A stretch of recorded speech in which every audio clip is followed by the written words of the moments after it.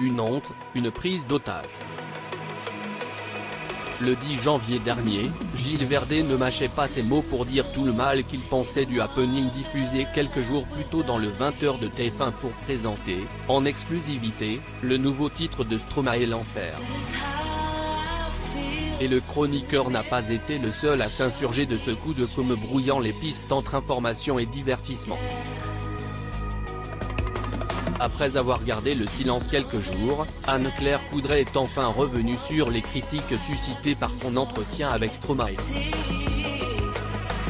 Dans une interview accordée à Ciné Télé Revue, la présentatrice du 20h de TF1 a évoqué son incompréhension face au raz-de-marée de critiques reçues. Sincèrement, je ne vois pas où est le débat. Il suffit de voir la réaction de l'OMS, qui a remercié Stromae d'avoir abordé le sujet difficile du suicide. Notre mission, c'est d'apporter quelque chose aux téléspectateurs, et ça a été le cas. Pour moi, la frontière est assez claire, a-t-elle affirmé.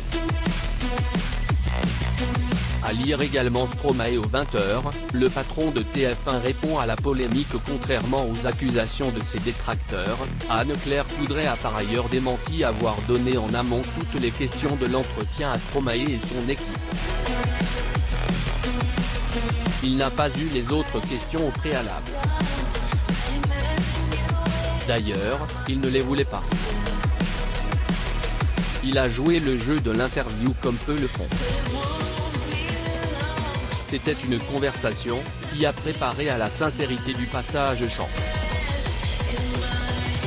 La question sur son mal-être est la seule que je lui ai soumise à l'avance, car il fallait qu'elle corresponde totalement aux premiers mots de sa chanson, a-t-elle expliqué sur cette séquence qui a été saluée par de nombreux téléspectateurs sur les réseaux sociaux.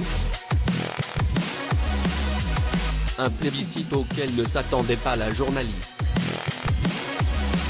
Je n'avais pas du tout anticipé cette déferlante. Et ce qui m'a marqué, c'est cette unanimité sur les réseaux sociaux. C'est rarissime. C'est la meilleure preuve que ce moment, c'était un instant de vérité.